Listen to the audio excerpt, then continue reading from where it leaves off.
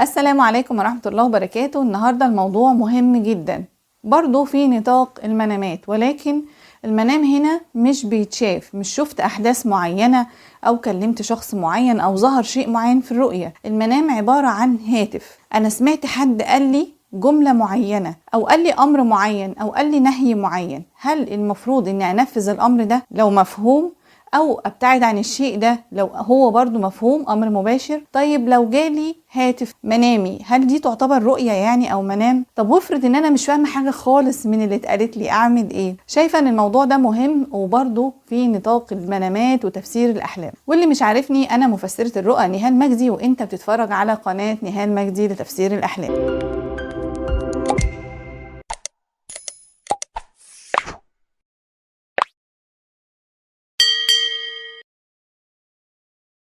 من فترة جات لي رؤية عايزة تتفسر بالمعنى ده. أنا ما شفتش رؤية، ولكن سمعت جملة من 4 كلمات، ومش عارفة الحقيقة دي رؤية ولا دي حاجة مهمة ولا إيه. اتقال لها هاتف في منامها أول لما بدأت عينيها تغمض وتروح في النوم، سمعت الجملة دي: قوم يا موسى شق النور. هل ده منام يا أستاذة نهال؟ قلت لها طبعا، ما شاء الله اللهم بارك، ده منام ومنام جميل جدا جدا. يعني الهاتف في الرؤية ممكن يكون منام؟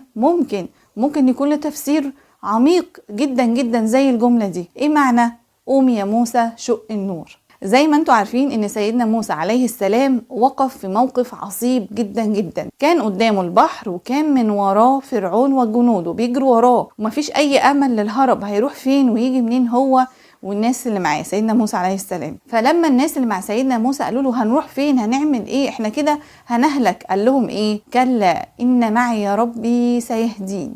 وجاله الامر الالهي في انه يمسك العصا بتاعته ويضرب على البحر، وان البحر هينشق شقين ويصبح كل شق كالطود العظيم، جبل كبير قوي. وهنا تبان الارض اللي ما بانش عليها شمس غير مرة واحدة بس، الارض اللي مشي عليها سيدنا موسى عليه السلام ونجا بالناس اللي معاه. وبعد كده لما حصلوا فرعون وجنوده غرقوا، ولكن سيدنا موسى عليه السلام والناس اللي معاه كانوا عدوا الناحية التانية وكان مكتوب لهم النجاة. هو ده شق النور، وهي دي الرسالة اللي جات لها. الرائية أرملة ومعاها أولادها، وأهل زوجها أكلوا الورث بتاعهم، وبقالها سنين بتجري ورا الورث بتاعها وبتاع الأولاد وبتحاول تجيب لهم حقهم. وجه عليها وقت من الأوقات إن يعني العزيمة قلت وحست بالإحباط، حست طبعا بالظلم، حست إن الناس قد إيه صعبة جدا ووحشة جدا، وإن أولادها ما خدوش حقهم، وكانت تعبانه جدا لدرجه ان هي لما راحت لمحامي، المحامي نفسه نصب عليها وبدا ياخد منها الاموال ومفهمها انه فاتح قضيه، واتضح بعد الجري ده كله ان اصلا ما اتفتحش قضيه. فكانت محبطه وتعبانه جدا، عشان كده جالها الرؤيه دي والهاتف ده: قوم يا موسى شق النور. يعني لو كل الظروف ضدك، لو فرعون وجنوده وراكي، لازم يكون عندك يقين. سيدنا موسى عليه السلام لما قال لهم كلا إن معي ربي سيهدين، سيدنا موسى عليه السلام عمل ايه؟ ضرب بالعصا البحر ضربة كده بسيطة، معناها خدي بالأسباب، اعملي اللي عليك، ولو حتى شايفة ان السبب اللي بتعمليه ده حاجة بسيطة جدا، وهي هتعمل ايه وهجيب حقهم ازاي وكذا وكذا، ولكن المعجزة حصلت واتشق الشق ده اللي يسمى شق النور،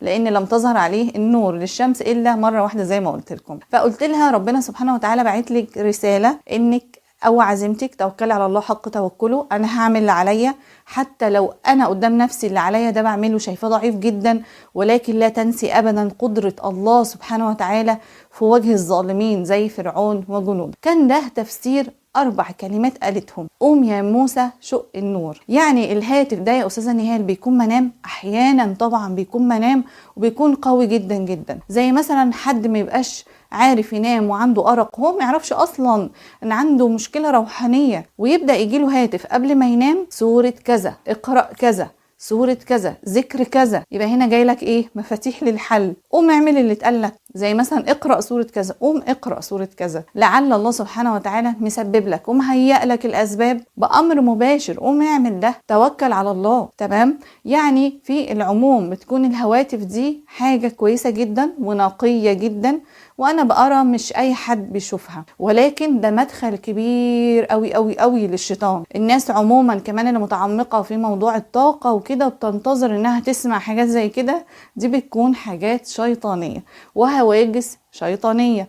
وسمع من الشيطان. وطبعا كلنا عارفين قصة أميرة وقتلها لبنتها، وكانت متعمقة في علوم الطاقة، وجات لها الهواتف اللي اعتقدت إنها ملائكية ولكنها كانت شيطانية، إنها تقوم تقتل بنتها وإنها تقتل وتخلص البنت من العذاب اللي هيحصل. وبدأ يظهر لها أشياء وتعتقد إن ده هبة أو إن ده نجاة ليها في أمرها هي وبنتها للأسف الشديد، وكان ده من تأثير الأسحار. فاللي أنا عايزة أقوله، إذا جالك الهاتف ده ولكن كان بأمر فيه أذى، كان بأمر مثلا طلق مراتك، كل شوية يجيلي ده نزغ من الشيطان، دي وسوسة من الشيطان. لو جالك كل شوية يقولك فلان في الشغل مشيه، مثلا فلان في الشغل مشيه، او حاجة فيها وشاية او فيها حاجة فيها توقيع بين الناس، لا لازم تعرف ايه. طب انا هعرف ازاي؟ استعيذ بالله من الشيطان الرجيم، استعيذ بالله، اعوذ بالله من الشيطان الرجيم 3 مرات، تدفل على يسارك، تقرأ آية الكرسي وتكررها مش اقل من 7 مرات. تمام؟